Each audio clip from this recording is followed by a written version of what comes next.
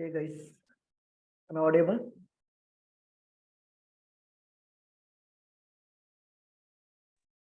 Yes, Okay. Guys, today is our first day session. In this, we are going to cover DevOps. In this, we are going to start the DevOps. But can you guys confirm me the software development life cycle? Did you all remember, or do you want to give some intro with respect to software development life cycle, waterfall and agile and all? Or we can directly go with the DevOps? What your opinion on that? I'm expecting answer from you guys. Just a brief, Okay, so you need a overview, right? Okay, yeah, just a overview. okay, okay, right. So the first one, before jumping into the DevOps, first of all, you need to know in every IT company, we are all doing software development.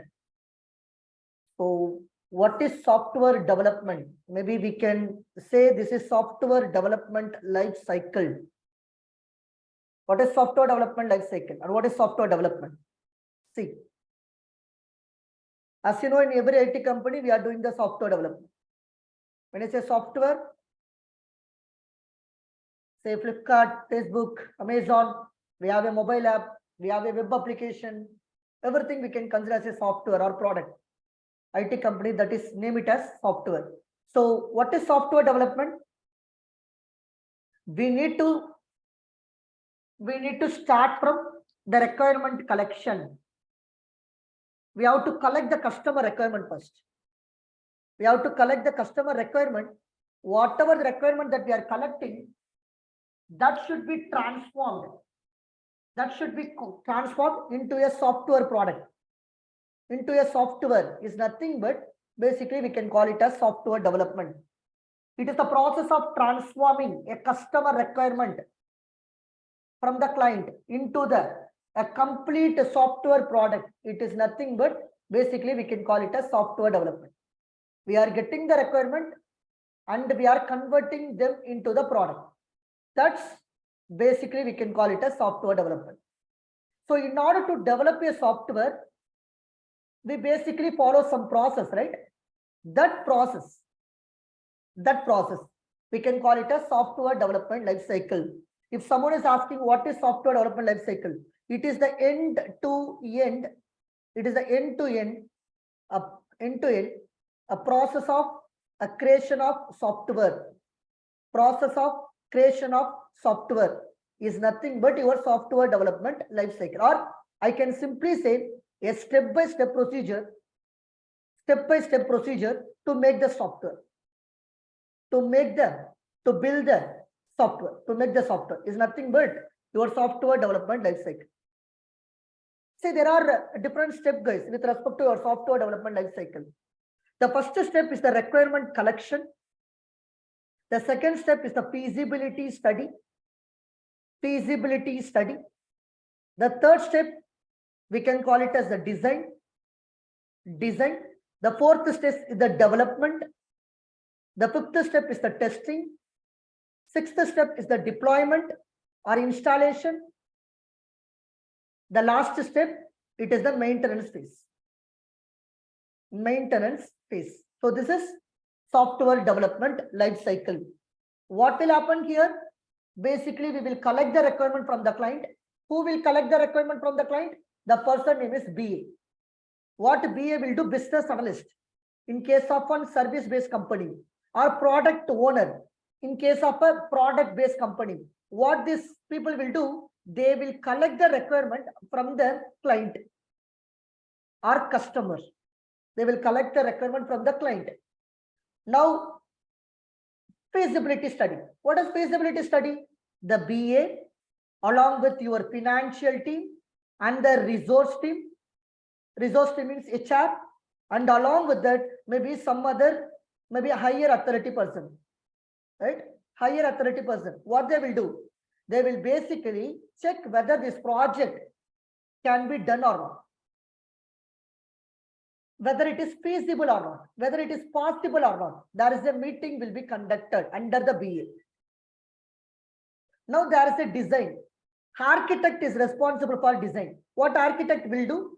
Architect, he will design the two document, which is HLD document and LLD document, high level design document and low level design document. And this document is given to the development. So developer, what he will do? Developer, he will write the code. He will write the code using some technology, Java or Python or JavaScript, any technology. Using that, based on the requirement, he will write the code. And then he will perform the unit testing also. Generally, a developer, they will perform a testing called unit testing. That's also called as white box testing. White box testing. Then it will come to testing. What tester will do? He will perform the testing. He will perform the testing. Different types of testing will be conducted by a tester. There is a component testing. There is a integration testing, and also a system testing and acceptance testing. All this testing will be conducted by the tester. Tester will do the testing. That testing we can also called as black box testing. What tester will do? Tester will compare the requirement, whatever the requirement that we got, right? This requirement will be compared with the developed software by the developer. With the developed software, the tester will compare, hey, whatever the requirement that we receive from the client, whether is it been properly created or not, whether it's a quality product, is there any requirement mismatch? All this thing will be tested by your tester. Once if the software, the tester is signed off, it's a bug free, there is no bug here, there is no defect here, then it will go to the deployment phase. Here there is a operational engineer, or maybe an installation engineer or field engineer. This guy will basically deploy this product, deploy this software or deploy this code into the server, which is the production server. Where definitely there is a deployment. Once the deployment is completed, the final phase is maintenance phase. Maybe a tester and a developer, they have to support 1 or 2 years, saying that this particular application, if there is a bug from the customer or there is a bug from end user, what they will do? They will reach out to developer and tester. Based on that, they will fix that particular bug, a kind of an hard fix, and then it will be redeployed into the deployment server, a production server, a live server. We will do the maintenance activity over there. So these are all the different steps involved in your software development life cycle. So requirement collection, feasibility study, design. 1 minute, please.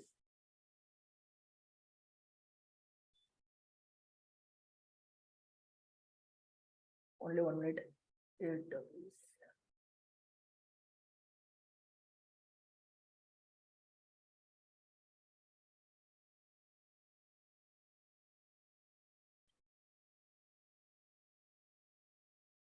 So this is nothing but your software development life cycle. Under that, we have a process called waterfall model. We have a series of steps. Any question on this? Any question on software development life cycle? No, Dinesh. Everyone, can you quickly confirm? No, Dinesh. No questions. Fine. See, in software development life cycle only, we have a different models. All the company, they will not follow the same process based on the project requirement, based on the agreement between the client and the company. They will follow certain process. They will follow certain steps. Some company, they are following the waterfall model. When I say waterfall model, it is exactly same as your software development life cycle. It is exactly same as your software development life cycle. It is a waterfall model. Whatever the points that I have given right so far, it is exactly same as waterfall model. Some company, they are following the spiral model. Spiral is one more model available under your software development life cycle. Few companies, they are following the VV model, VV model available. And some company, they are following the prototype model also. Prototype model.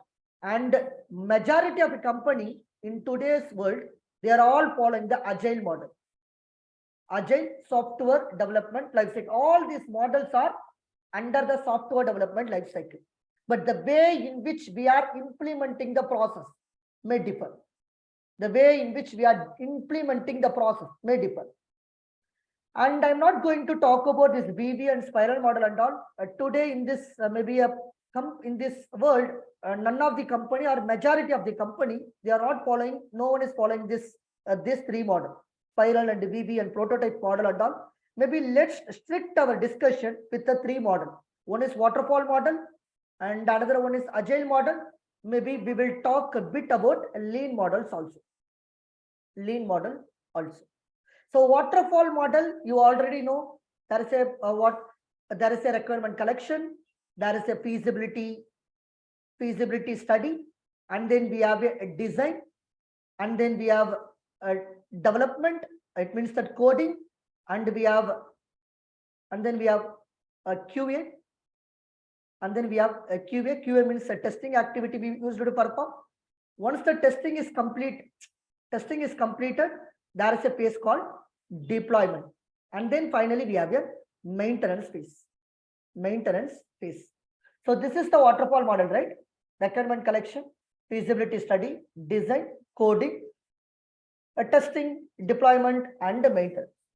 Now, what is the problem with this particular approach? Or maybe let me talk about the problem first. What is the problem? Why the waterfall model is a traditional model? None of the company in the current situation, more than 80% company, they are all following the agile model. Only 5 or 10% company, they are using the waterfall model. Why? What is the drawback in waterfall model? The first drawback is waterfall model where backtracking is not possible. Backtracking is not possible. It means that once your feasibility study is done, this is the feasibility study, right? This is the feasibility study. It means that once the feasibility study is completed, client coming and saying, right, hey, can you please change the requirement? I am not happy with the requirement. In the world, things are changing rapidly. Can we change this one? No, your company will not allow. Because initially, when you do the waterfall model, you will put on agreement. That agreement, we can call it as service level agreement. That agreement, we can call it as service level agreement. In service level agreement, you clearly says that you are using the waterfall model.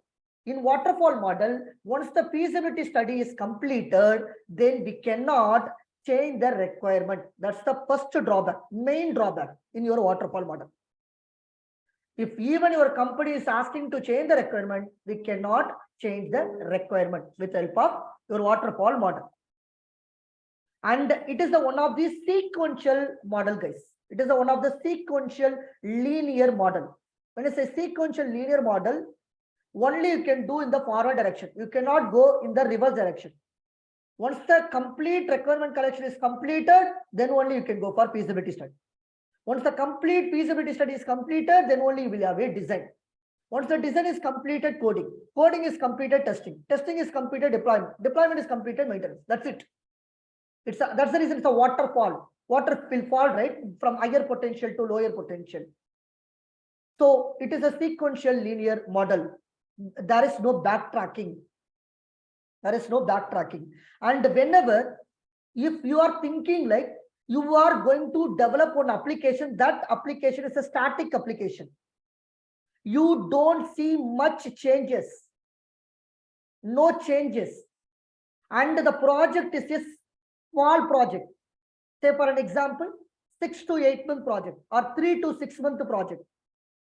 In this situation, you guys can go for waterfall model. But suppose if your project is big, 1 year, 2 years, 5 years, 10 years, then do not go for your waterfall model. So remember, in waterfall model, we cannot change the requirement is one, and only the forward direction, there is no backward direction.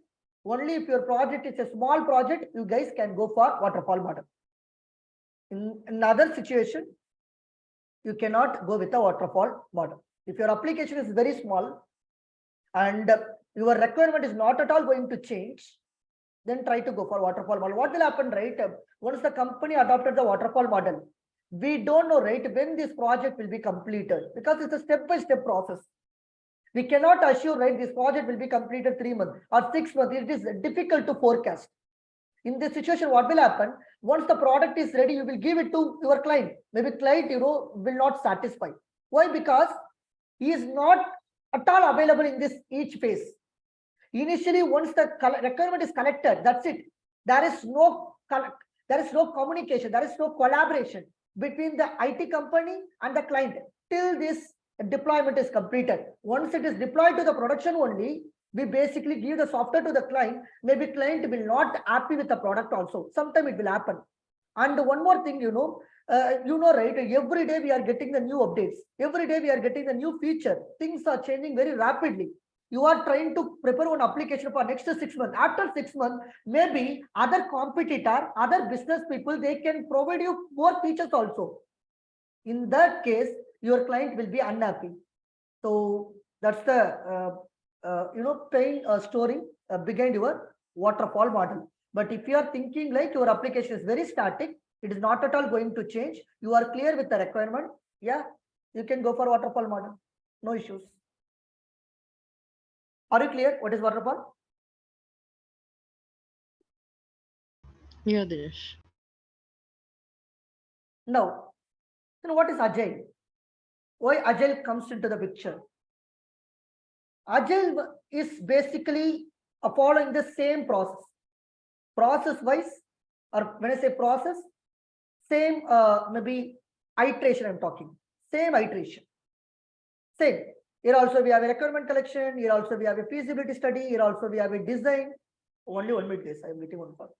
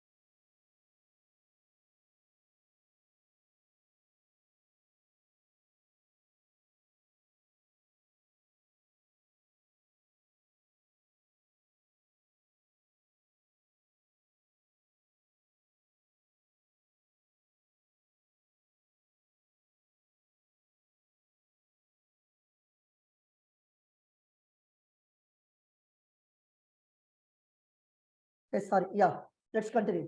So what I said, Agile. In Agile, we basically follow the same iteration. We have a design, we have a coding, we have a testing, we also have a deployment and the maintenance. Everything is same, but only the difference is shorter duration of life cycle, guys. Shorter duration of life cycle. You know, right? Basically, in waterfall model, we basically collect the complete requirement from your client to the company, right? From the client, you will come, you will get all the requirement. Will collect all the requirement. But when you go with the agile model, you will not collect all the requirement from your client. Basically, you will collect, say for an example, you will collect, say, you know, right? Initially, WhatsApp came into the market, but only for chat, not for audio call, not for video call, not for other kind of payment. No, initially WhatsApp is only for chat, just to send the message.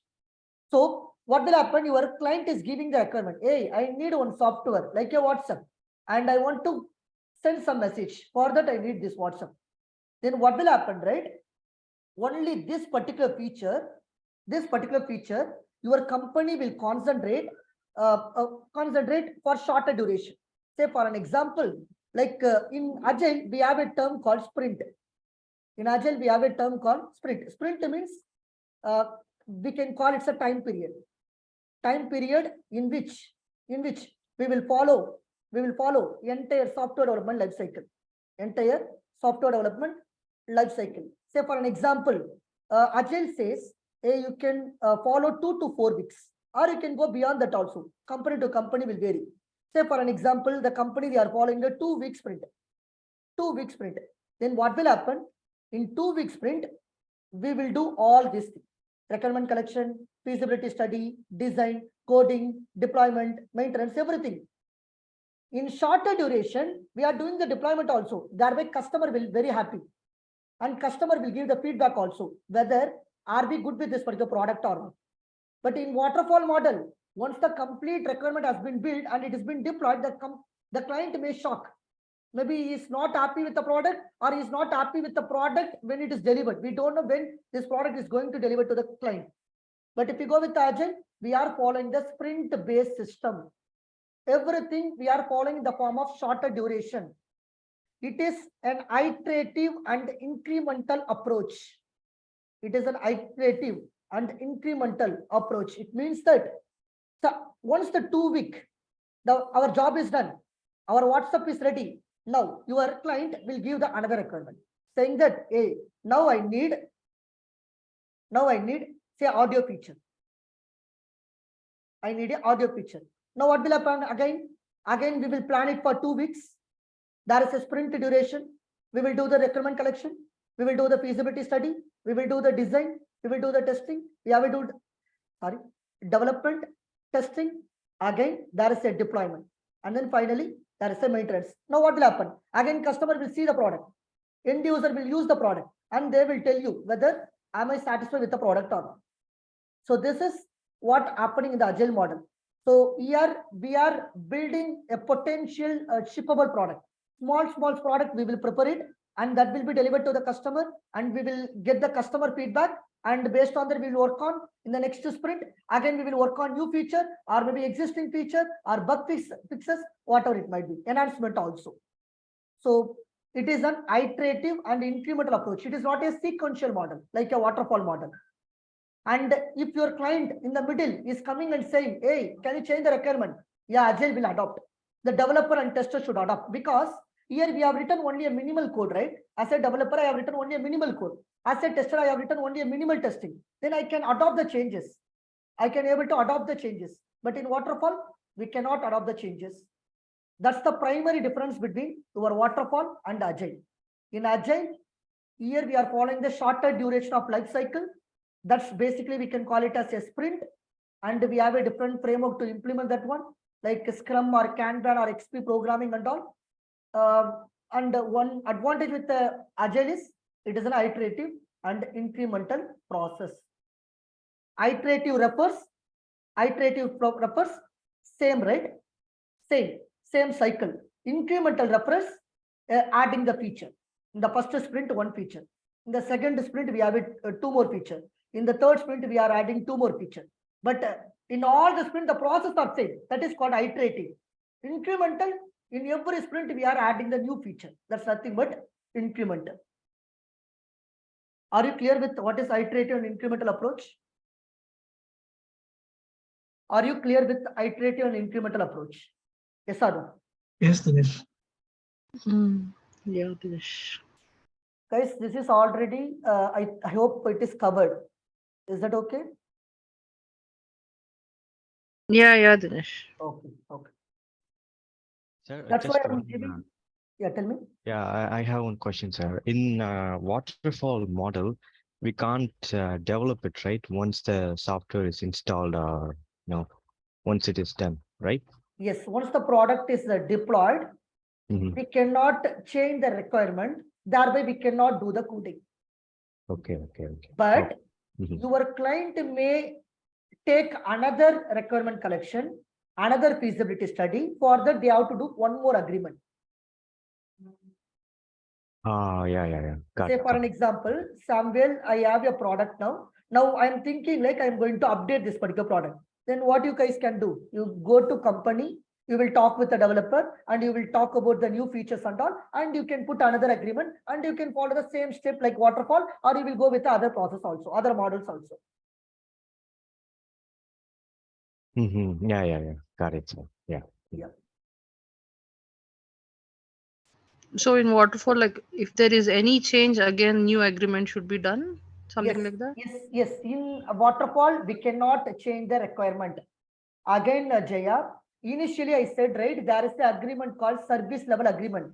In service level agreement, clearly they have explained what we are basically going to do for next 6 months or 8 months. Maybe some company, they will put the agreement saying that one time you can change the requirement or 10 times you can change the requirement. Like that, they will put on the agreement. Suppose if you are not putting those words on the service level agreement document, of course, whatever that you have mentioned. Once again, you have to follow. Once again, the process has to start from beginning.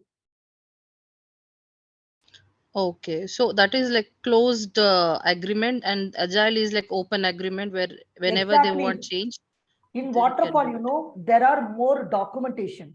They will prepare the multiple Okay. document. As I mentioned, service level agreement, and we have a business requirement specification document, and we have a tested case design document, and high level design document, low level design document. So waterfall model is not at all focusing on working software. Initially, it is complete, a focus on documentation. But if you go with agile, right? Agile is talking about the software. It is not talking about the documentation and all. There is no much documentation in agile model. And one more thing, whenever you are going to develop one product and you want frequent changes, your requirement is going to change frequently, then go with agile because it is more dynamic. But when you are thinking like my application is very static, one time agreement, then go with the waterfall model.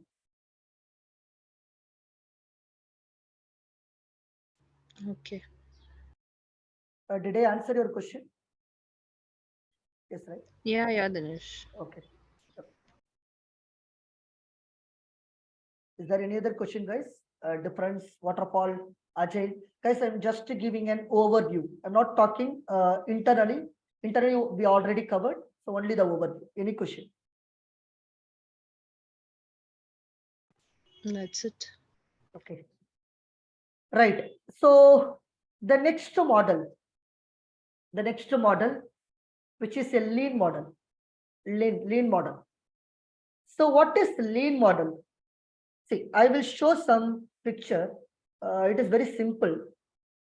Waterfall versus agile versus lean. Put image. And where is that? Any image? No, better I can go with this one.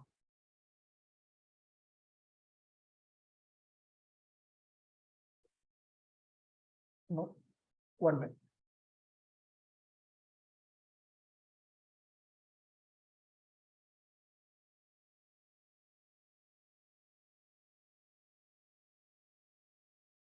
Okay, I'm not happy with this one, but anyway, no issues. Listen. See, sometime, if you ask me what is lean model, it is very similar to, agile model. There is no project or process difference. Lean model and agile model exactly same. The only difference is in lean model, basically we will remove wastages. We will remove some wastages. What is that wastages? What it refers? Sometime, in agile model,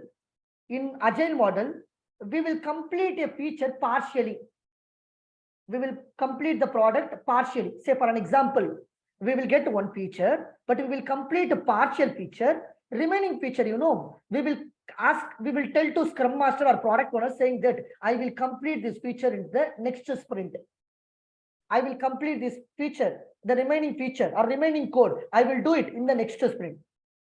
And sometime Agile will accept that one. By Scrum Master or product owner, they will accept. But if someone is saying a lean model, right? The company, they are following the lean model, then exactly they are following the Agile model. But the only thing is, suppose if you are if you are not going well in the project, something is not going well, then what your client will do? The client will tell you, this is not an Agile model, this is a lean model. Then if you are trying to complete only partial product and remaining product, you are saying, I will complete in the next sprint. Your lean model will not accept. Complete it in the same sprint. And sometime, in agile model, we will ask some extra features, saying that we will test some feature or we will develop some feature. Say for an example, we have one application where we have a 2 button. One button is what? Submit is one button is available. Submit button is available. Say we have some user information. I have some user information. What are they? Name, email address, mobile number, and we have a address, and we have a salary like that. After that, there is a 2 button. One is submit button, and another one is cancel button. Now, when the developer is developing, right? When the developer is developing, he has completed the development, and it is coming to tester side. Now, tester is doing the testing. And tester is saying, right, once we fill the information, if there is a clear button, when there is a clear button means what? Whatever the information you have written, if you are thinking that information is not a valid information, you will clear it. All the text boxes, you will clear it, right? Now, tester is raising some bug. Tester is saying, hey, there is a bug in the application. Please add the clear button for your application. But your developer will say, hey, this is not available in the requirement document. Why should I include the clear button? Then what developer will do? Developer, he will reject this particular bug. He will reject this particular bug. Now the tester will reach out to product owner to add the extra feature. In the requirement document, saying that add the clear button. Now, if you go with the lean model, you should not ask the client to add the extra feature, because when you add the extra feature, it will take more time, right? So we need to avoid this extra feature and all. Whatever the client is giving, you have to follow the same. Are you clear?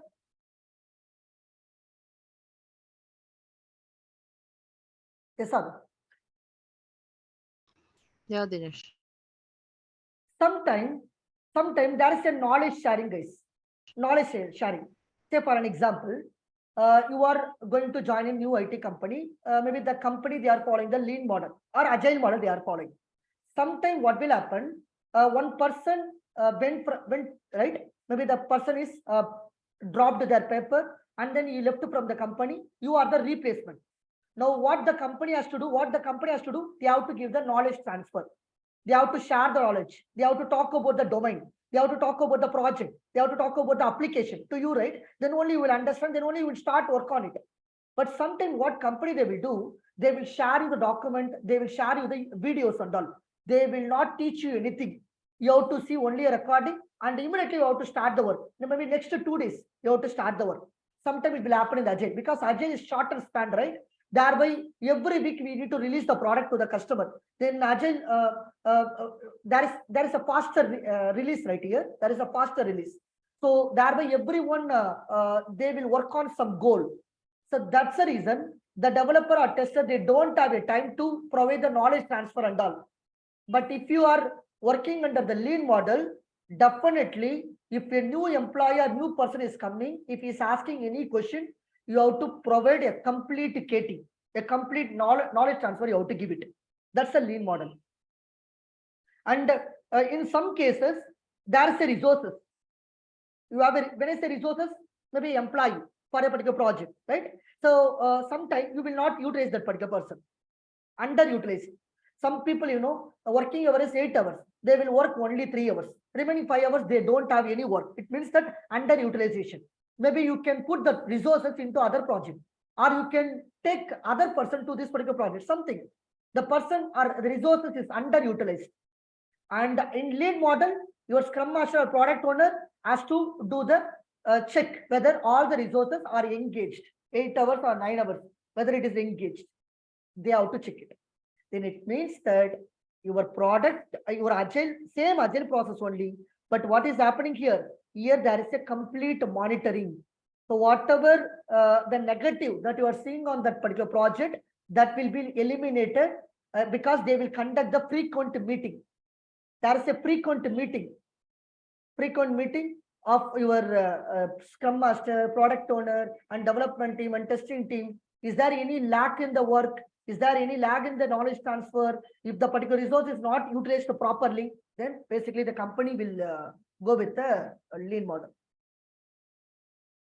Are you clear with this? What is lean model? Yes, Dinesh. Yes.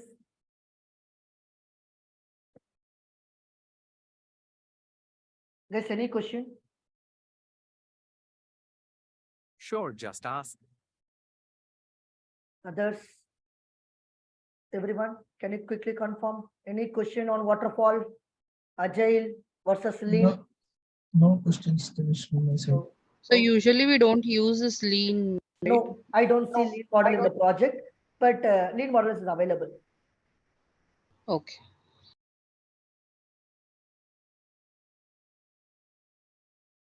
Still, I don't have any experience on lean model, but yeah, there is a model called lean model.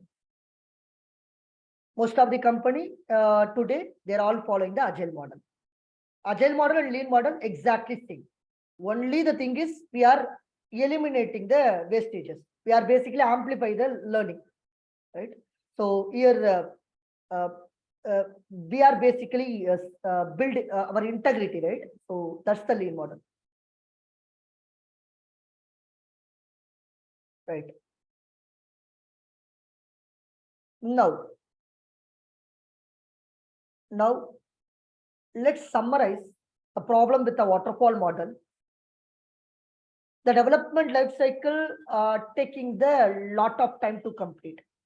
Therefore, by the time the finished product was delivered, the customer requirement were no longer the same. That's the problem if you go with the waterfall model. Let's summarize the agile. The problem was fixed by agile, but this methodology strictly focused on customer feedback and improving the software quality, that too in a shorter development life cycle. But why DevOps now? Why DevOps now? Why DevOps? Why DevOps? Anyone? Can you tell me why DevOps?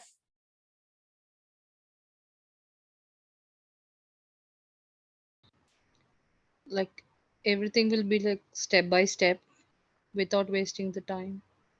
Okay. What it refers, actually, without wasting the time means what it refers? What is the meaning of that line? Continuous integration, continuous delivery. Yeah, continuous integration. Yes, continuous integration and continuous deployment. So before understanding this one, let me tell you some small story. Listen. See, there is a developer. Consider there is a developer. What is the developer responsibility? You know already. Developer responsibility, he has to read the requirement thoroughly, and he need to convert that into application. Now to convert this into application, he has to write the code first. He has to write the code. Developer role is, I have to write the code. Now, developer, they have written the code and he is trying to run this code in his machine, on his machine.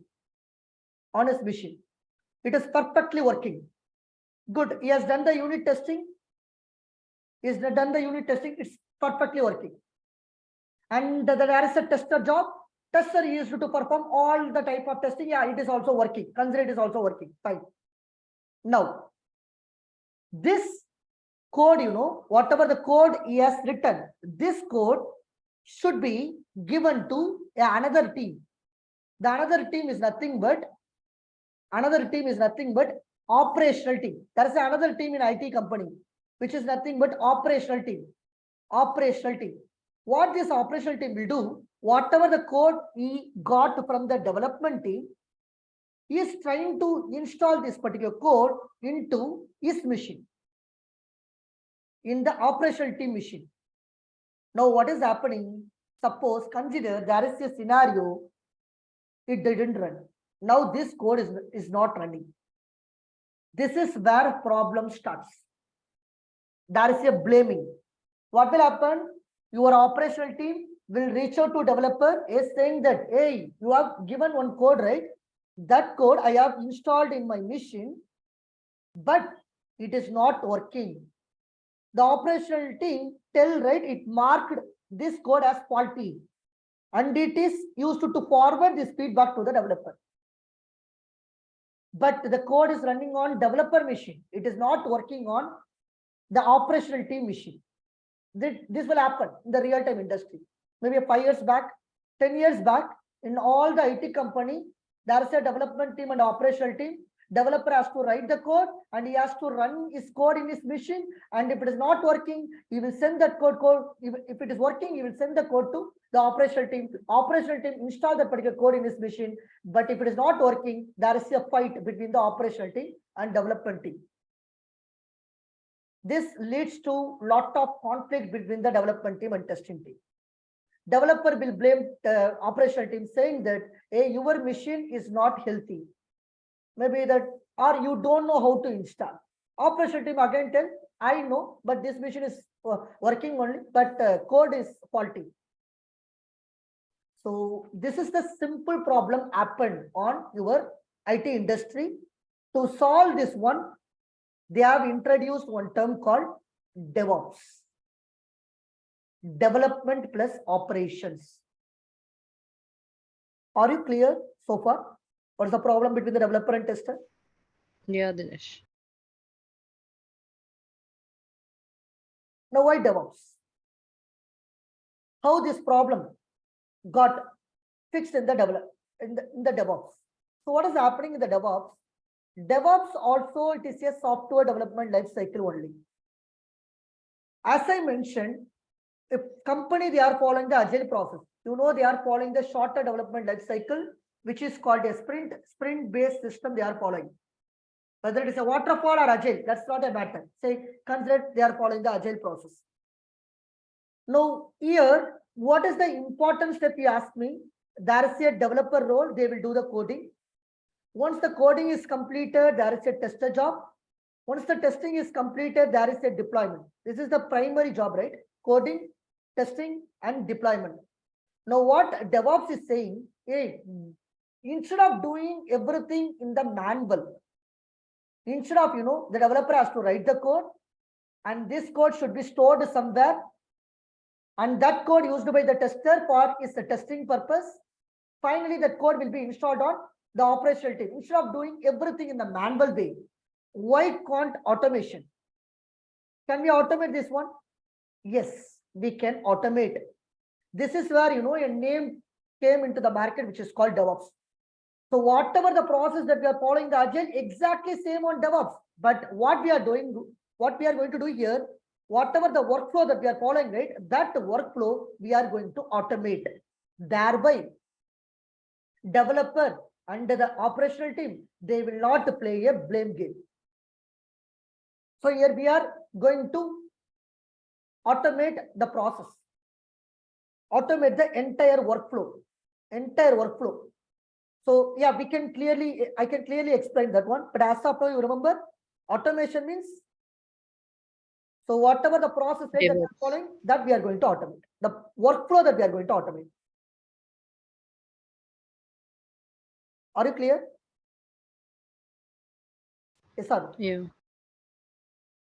So remember, DevOps is one of the software development lifecycle only, but which will allow the collaboration between the developer and operational team using different tools. Here we are going to introduce a number of tools for the automation. This automation tool are implemented using various stages, which are parts of our DevOps lifecycle. So if you ask me, hey, what is the DevOps lifecycle? DevOps, you know, all the process, that workflow that we are going to automate, that's nothing but your DevOps. In order to avoid the conflict between the development team and the operational team.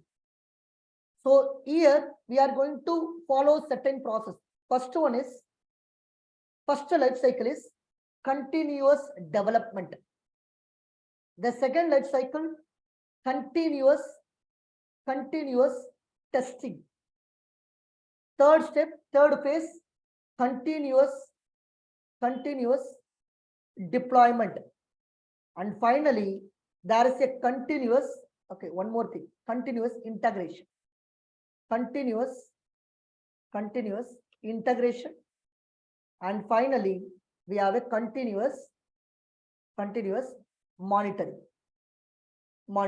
So your DevOps has a different life cycle that has been divided under your software development life cycle, which is continuous development, continuous testing, continuous integration, continuous deployment, and continuous monitoring. Everything is continuous. There is no manual intervention. You are writing the code. Automatically there is a build. Automatically there is a test. Automatically there is a release. Automatically there is a deployment. Everything is an automation. That's what we are going to learn under your DevOps. Inside your DevOps, this is what we are going to learn. So let me give you a simple idea how it is happening, how your DevOps works. If you are not understanding, that's fine. Now here you will understand how your DevOps works. As you know, developer is responsibility as to write the code. It means that code development is done by the developer. What this developer will do, whenever he has written the code, whenever he completes a task, whenever he written the code in order to develop the feature, when he develops the feature, that will be stored somewhere.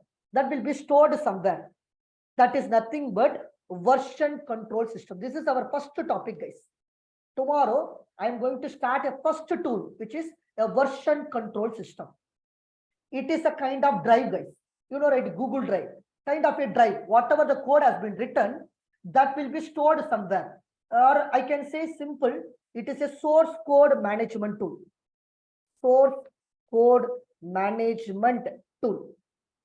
Whatever the code which has been developed by the developer, that will be stored somewhere, which is one of the distributed version control system. Example, Git is an example. Tomorrow I'm going to start this Git. As of now, what you need to remember? Hey, the code is written by the developer. Where it will be stored? It will be stored inside a version control system. And the developer, you know, they will maintain all these versions here. Say for an example, version 1.0, version 1.1, version 1.2, version 1.3, version 1.4, 100 versions, 1.100. All these versions, every versions make changes. Say here we have a chat feature. Here we have a chat along with the audio feature. Here we have WhatsApp, chat plus audio plus video feature. Like that, you can find all the versions inside your Git. That's the reason Git we can call it as version control system. version control system. Once your code is completed, once you have all the code inside your version control system, the next process is there is a continuous integration process.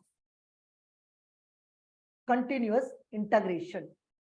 All the code you will integrate into one place. Continuous integration.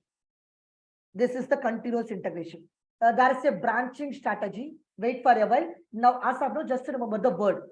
So here we have a small feature, right? Here we have a small feature. All you will integrate, right? All you will integrate. That's nothing but a continuous integration.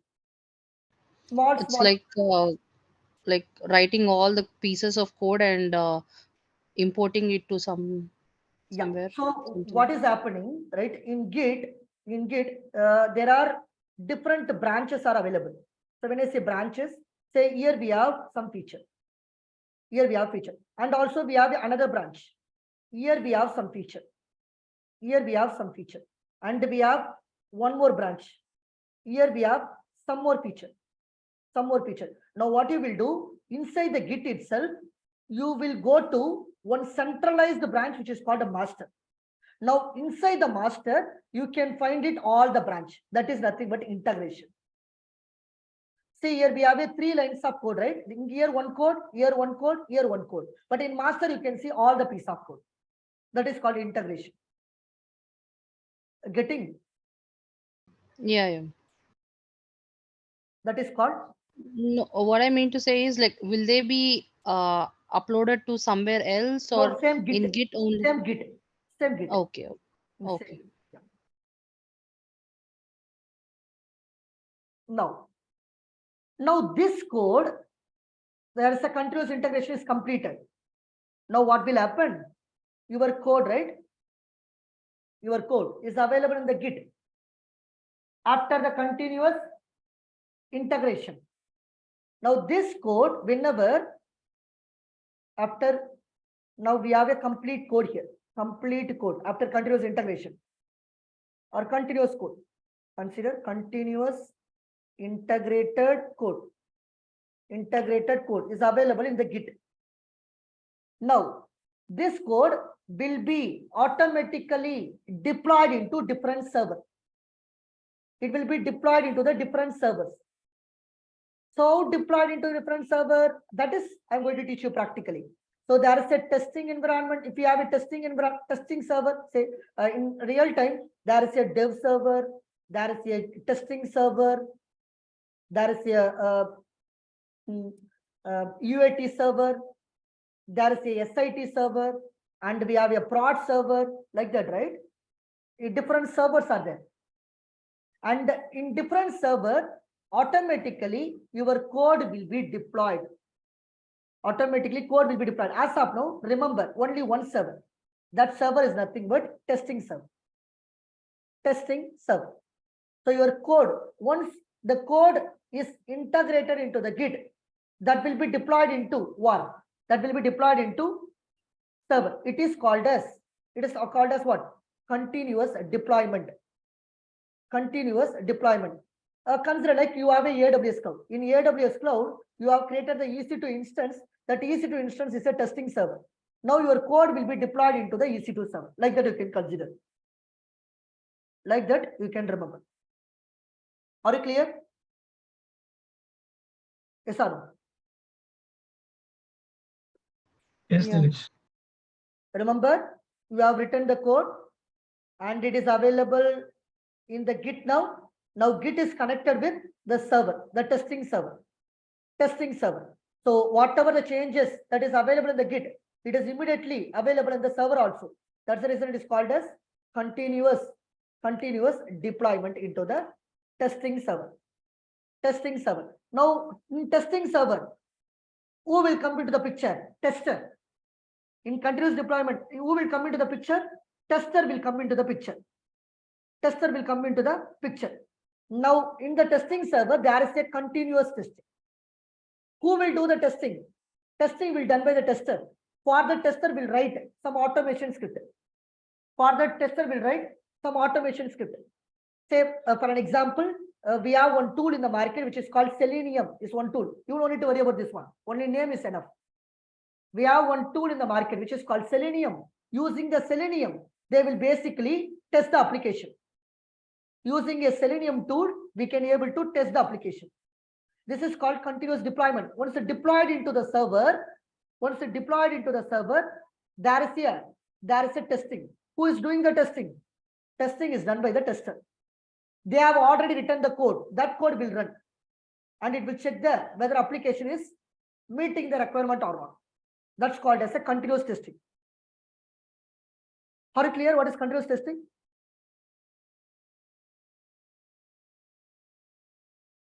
Yes or no? Yeah, Dinesh. Now, once the testing is completed, once the continuous testing is completed, if there is a bug, we will do the continuous monitoring also, right? There is a monitoring tool we will use. You know, right? One monitoring tool. What is the monitoring tool name? What is the monitoring tool name? CloudWatch. CloudWatch. Once the testing is completed, if the testing is not going well, when I say not going well, there is a bug. What will happen? It will be intimate to the developer. Maybe there is an email or there is a Slack email, whatever it might be. That will be given to your developer. This cycle will go on.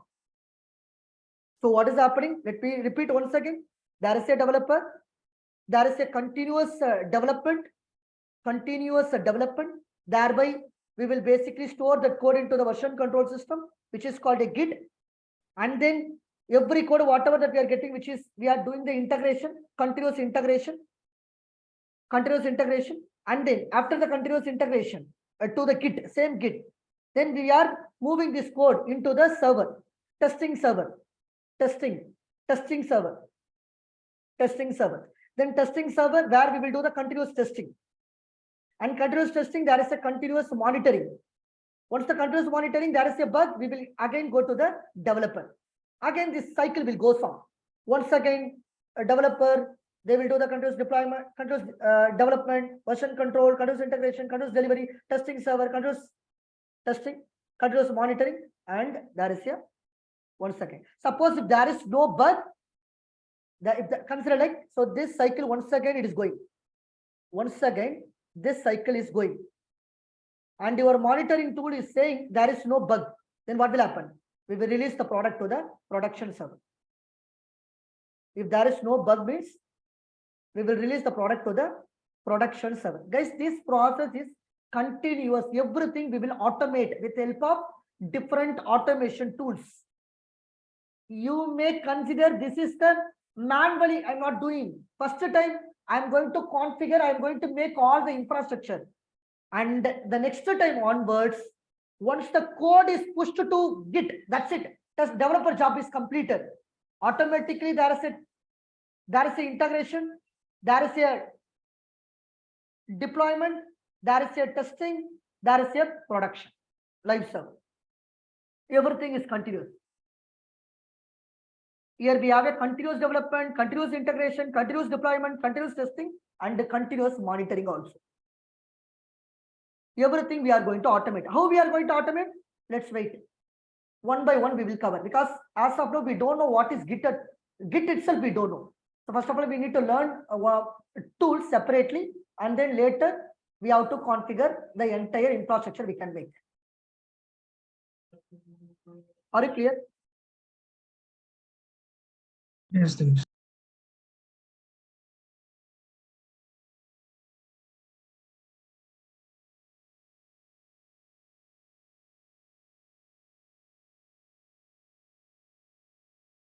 Yes, can we proceed, or you are thinking like I'm adding more? Are you okay? Fine. Can we proceed? We can proceed, Dinesh. Okay.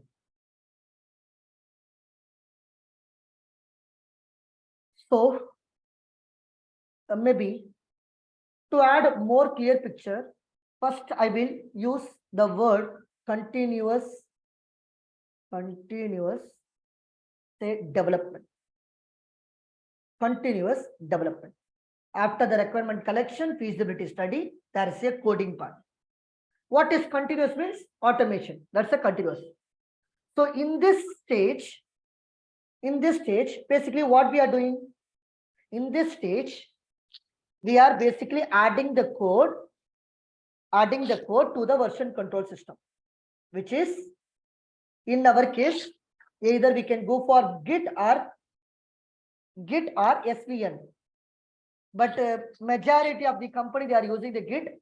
So no need to worry about the SVN and all. Earlier people, they have used this SVN, but nowadays, all the company, they are using the Git for version control, for saving the code, for storing the code, as of now, for storing the code.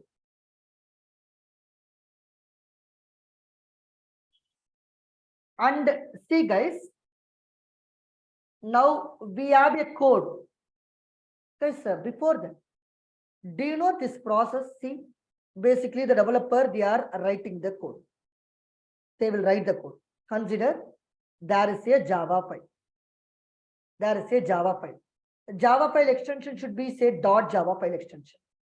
Whenever the developer, they have written the code, that file extension is .java file. After the code is written, what the developer they will do, they will compile the code. They will do the compiling. And the compilation is completed. What compilation will do? Whatever the code that has been written on Java file, that will be converted into .class file. When I say .class file, it is in the form of bytecode. User cannot understand. The programmer cannot understand. So your Java code is converted into class file, which is a bytecode. Now this class file, they will use some environment which is called JRE, or maybe not required. Okay, let's listen. See, now what will happen? They will use some runtime environment. In Java, there is a runtime environment. Using that, this bytecode will be converted into respective output.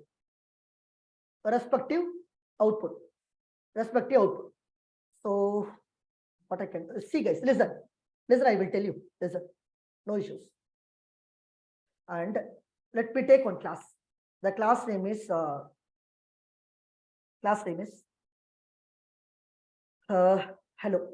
right? So now, guys, no need to worry about the coding because we are not a developer. I'm going to write some Java code. See here, I am going to write some 1 minute.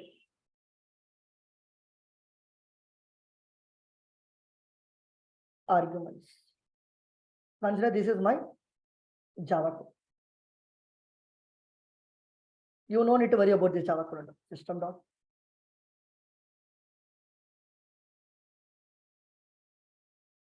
Low DevOps. Okay.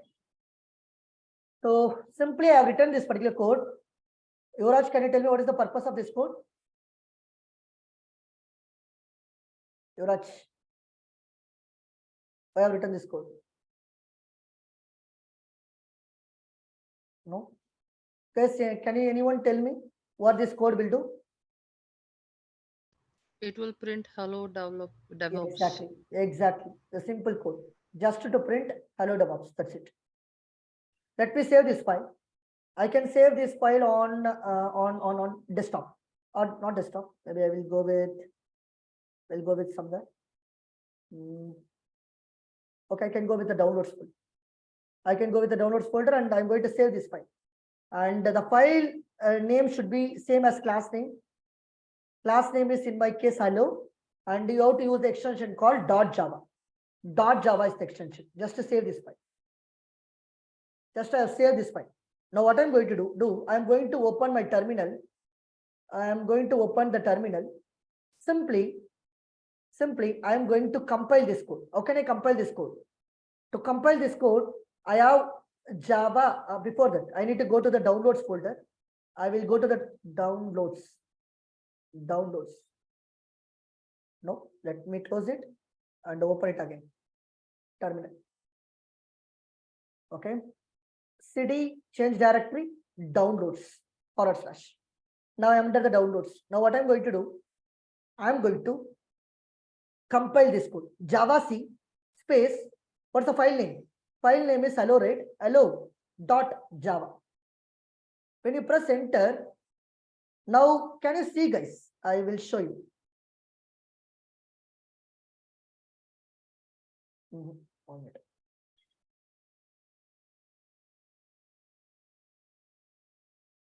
I will go to the downloads. Can you see here we have one Java file and also class file? Yes, sir. Yeah. How we got the class file?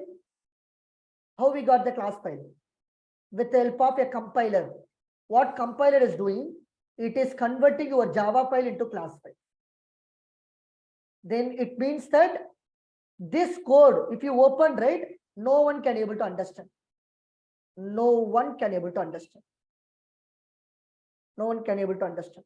So if you are not agree, let me show you. What happened? It is not opening. Open with others. I can open with, but I don't have any editor. Say Sublime. Sublime. Yes. See, I have written different code, but here it is showing the different code. This is called as a byte code. No one can able to understand. Yes or no? By looking this code, can you able to tell the output? Yes or no? Can you confirm? Yeah, Dinesh. Yes. So remember, we basically converted your Java code into byte code. Now I'm going to execute this code. How can I execute this code? Java space hello. That's it. Press enter. Can you see the output? Yes or no? Can you see the output?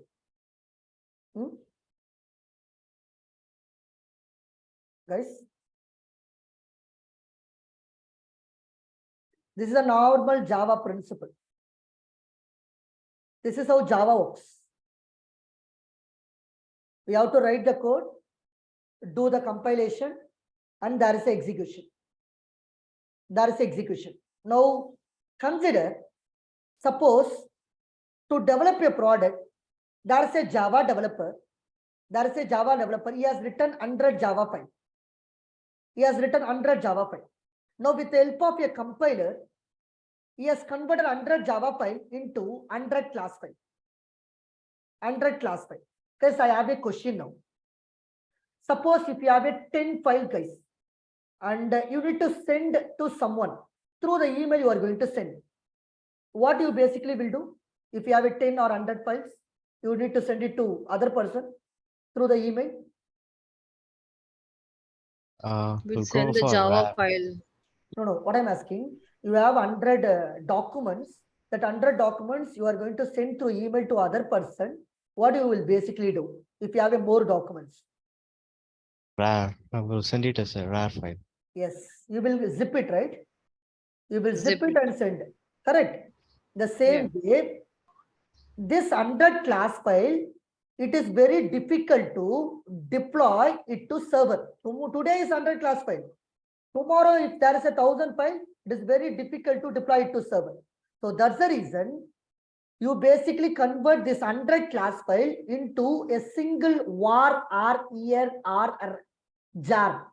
There is a term, Java archive, enterprise archive, web archive. Most of them in the real time, you will go with a var.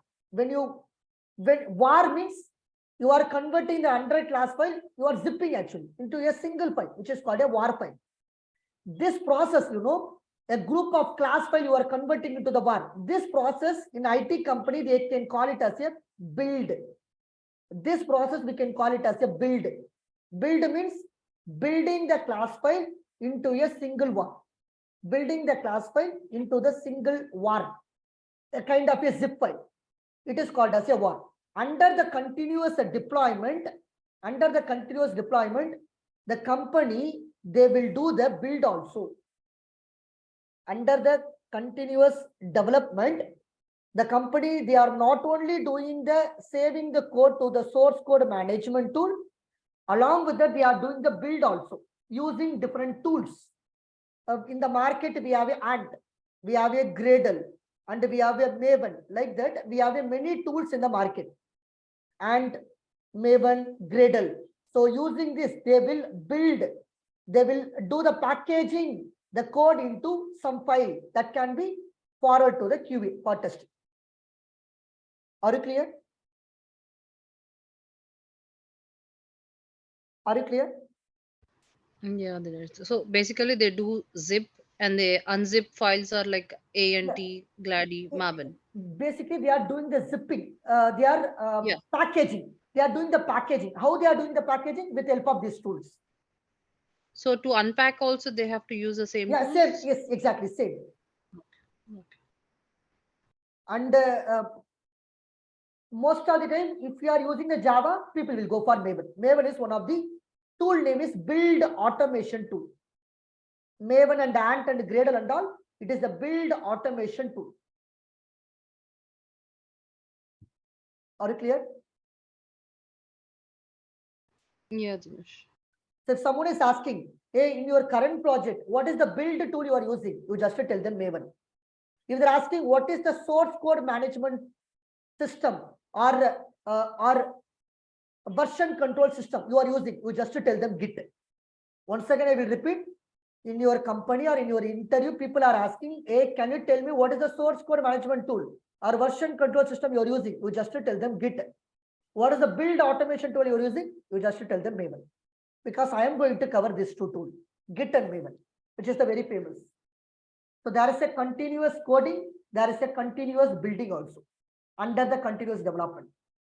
Under the continuous development. Building means packaging. Clear so far? Yes, sir. Okay.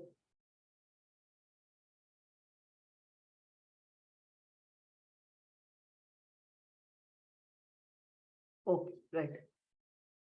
No questions, right? Continuous development tomorrow. If I ask you, you just tell them, tell me saying that a source code management tool and build automation tool will come into the picture.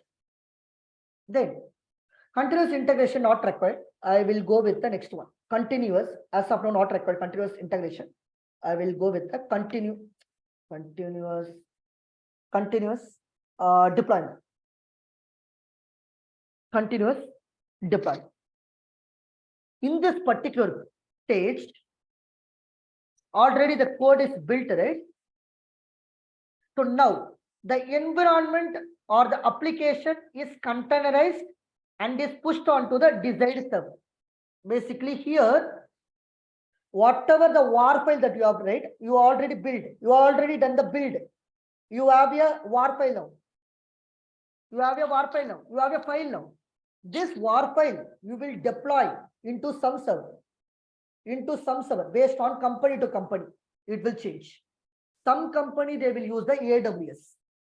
Some company they will use the Azure. Some company they will use the Google Cloud, GCP. In some company, the people will use some Tomcat server or other server, wherever it is. The continuous deployment where the code will be pushed onto the desired server. Here, there is a important thing we will do, kind of a continuous, configuration management. There are different tools we will use under this. There is a configuration management and we will do containerization. What is this different terminology? Wait for a while. I will definitely tell you, not this session. We will do the configuration management and we will do the containerization. Like that, we will perform a multiple operation under the continuous deployment. Continuous deployment. So continuous deployment, as of now, you just remember, we are going to deploy this particular code into particular server. That is nothing but a deployment talks about. And finally, next one, the continuous testing. Continuous testing. I already told you. Hey, there is a automation role here. Once your code is deployed into some server, say testing server. Now tester has already written some code. Maybe Selenium is the one tool tester already has written. And this code, basically we can call it as automated code or automation script. This automation script, will be executed against the application.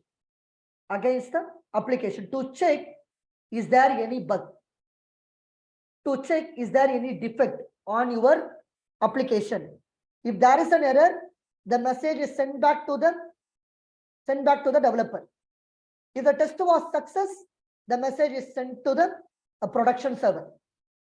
If there is a failure, you have to send some message to the developer. If the test is passed, the next one is there is a production server. Your code will be deployed into the production server. Are you clear?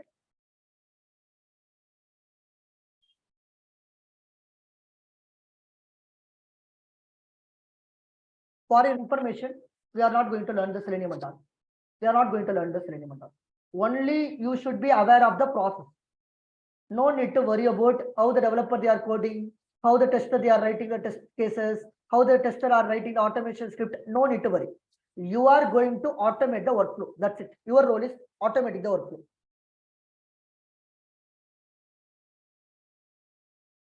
Are you clear? Yeah, Dinesh. Then finally, as I mentioned, there is a continuous monitoring also. Even though your application got deployed into the production server, always you should have some eye on the production also. You will do the different kind of, you will collect the different data points, different metrics. What is the CPU utilization? Whether the system is behaving as it is. Any problem with respect to production. Everything you have to monitor continuously. For that, we are going to introduce different monitoring tool as well. We are going to introduce different monitoring tool also. Hope you all fine with this steps. Yes. Yeah, Dinesh. At final, let me tell you a few more things and we can stop the discussion today. Tomorrow, let's start the first two. So now I'm going to talk about only a DevOps tools. What are the different DevOps tools that we are going to use as part of our session? For continuous development, under this continuous development, as a DevOps engineer, continuous development, as a DevOps engineer, I need to aware of Git, guys. Here I'm going to cover Git. So Git is one of the distributed version control system for tracking all the changes. It's a version control system. Yeah, maybe tomorrow anyway I'm going to cover that one. And under the continuous integration, whatever the code that we incorporated inside the Git, the master branch inside your Git, it will be directly connected to one server called Jenkins. A continuous integration tool, which is a Jenkins, very, very important, guys. These two are very, very important. Remember, continuous integration tool, we are going to use Jenkins. Continuous integration tool, Jenkins we are going to use. And then continuous deployment. Continuous deployment. How we are going to deploy? How we are going to deploy? For that, we need a containerization tool. We need a containerization tool. Which one we are going to use? We are going to use a tool called Docker. Docker is one of the containerization tool. We have another tool, kind of Kubernetes. So this is the two tool leading in the market. There is a difference. I will tell you in the while I am taking. But as of now, Docker and Kubernetes. And along with that, there is a continuous configuration. One minute.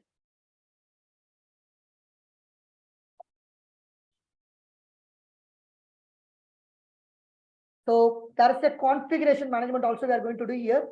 Configuration. What is this, the terminology and all? Definitely I will talk. What is configuration management?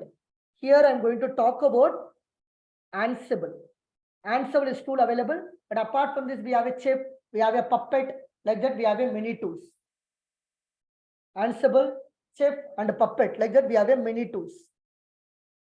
And then we have a continuous testing. This I'm not going to cover, but I will give you some idea. Continuous testing, I'm going to use a tool called Selenium. Selenium is one program actually. We are going to write the program. And finally, continuous monitoring. Continuous monitoring inside your AWS, people they will go for CloudWatch. But in real time, most of the company they are using the Nagios and all. So there are different tools available. And Nagios is one of the tools for continuous monitoring. Like that, we have a many tools, guys. Fine.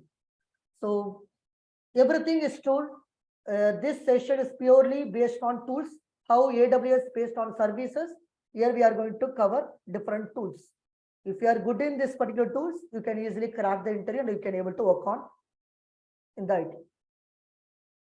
That's it today. If you have any question, you can tell me. Otherwise, we'll start from our first tool, which is Git from tomorrow. Any question? So these DevOps tools, where will we access, for example? Everything is open source, Samuel. Okay. Step by step, I'm going to teach you how to install, how to use it in our machine. So no need to worry. Okay, sure. All Nice. are open sources. There is no license and all. Only the Kubernetes part, we need to go for separate platform. But apart from this, all other tools are open source. Okay, great. Okay. Any more question, guys? I hope you are all fine. Fine. Then we'll see tomorrow. Yeah. Yeah, Jaya. Thank you. Thank you, Dinesh. Bye-bye. Bye.